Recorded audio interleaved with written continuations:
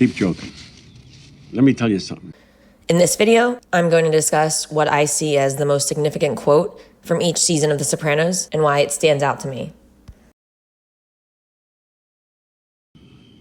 Nnilingus and psychiatry brought us to this. Well, in a sense, that quote speaks for itself, but it really does highlight the cause of much conflict, both in The Sopranos and in the real world. Sex and power, or the struggle for power and control, is at the heart of quite a bit of conflict. He needs a psychiatrist for what? To talk about his sex life? South of the border, down Mexico way. My self-esteem is non-existent right now. Babies are like animals. They're no different than dogs. Somebody has to teach them right from wrong.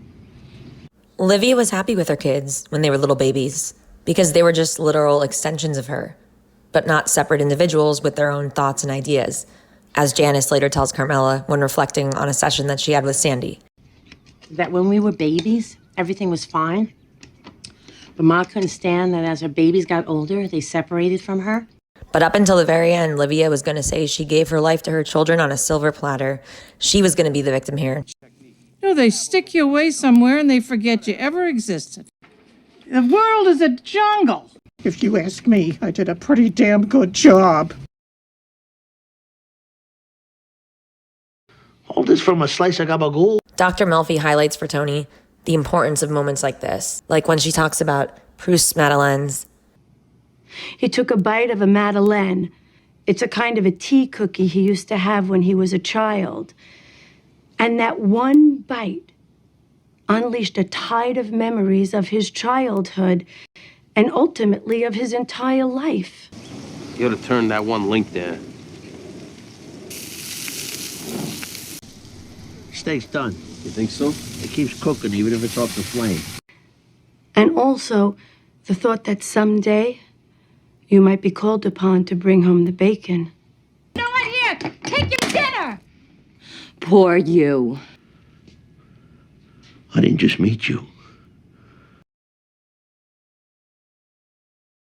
The shit that's going on everywhere. It's like some fucking asshole stalking the whole human race. What if Tony is one of those assholes? Is he capable of seeing that? Tony? Anthony?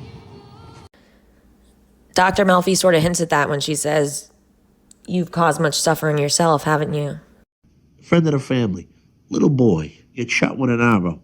Cuts off the flow of blood to his brain. How awful for the parents. Meanwhile, in the episode prior to this one, Tony tosses one of those parents into the water after killing him, after his son's injured. My nephew. I love that kid like I love my son. Is that him? With the sombrero on? Now, you can't tell from here. Well, maybe the miserable way she died. Just makes me wonder what kind of fucking toilet world we live in. When Tony says it's just the miserable way she died, he's referring to Pyomai. But I think if we look a little bit closer, we could perhaps apply this to Gloria too. Especially with regard to Dr. Melfi's comment that you've caused much suffering yourself, haven't you? Let me tell you something. It's like that game we used to play as kids. Crack the whip. You run around like an idiot holding hands as tight as you can, and then the line snaps. Somebody lets go, and you're next. The line snaps. The line being peace and lack of violence. Where's he going to be laid out? Oh, no. God damn it. Somebody lets go, like Carmine Sr., and you're next.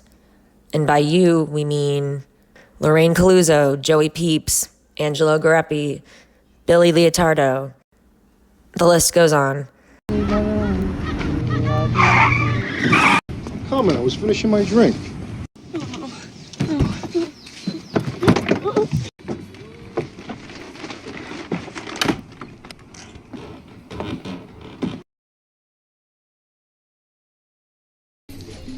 It's always a faster gun. I'm 46 years old. I mean, who am I? Where am I going? Join the club. This scene here, where the woman responds with, "Join the club," reminds us that we're not alone. Tony's not the only one wondering where his journey's meant to lead him.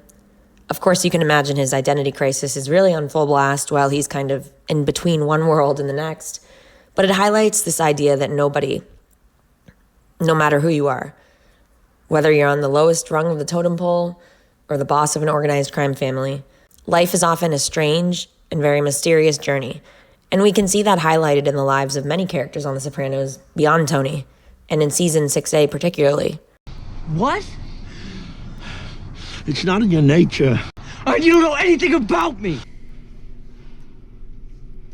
Worst thing. I'm not who I am. It's like my whole life is a joke. Sometimes you tell lies so long. Join the club.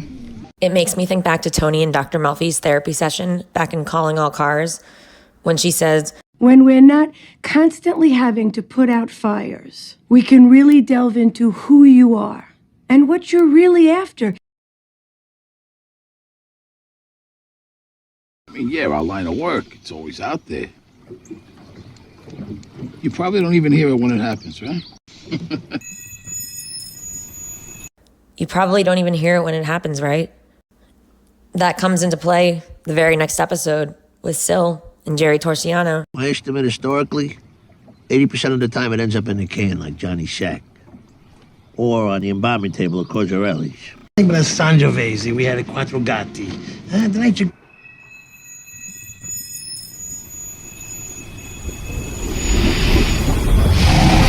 I didn't know what happened until after the shot was fired.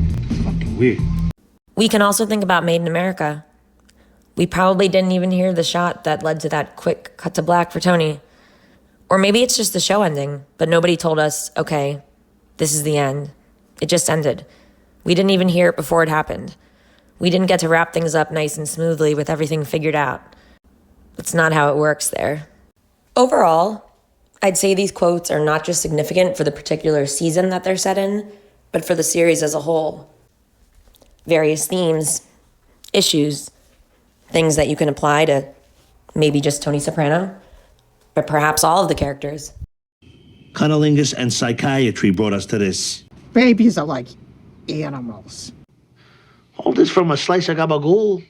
It's like some fucking asshole stalking the whole human race. Let me tell you something. It's like that game we used to play as kids. I mean, who am I? Where am I going? Join the club. You probably don't even hear it when it happens, right? Thanks for watching. I hope you enjoyed this video. Which quote or quotes from each season did you think were the most significant? I'd love to hear from you.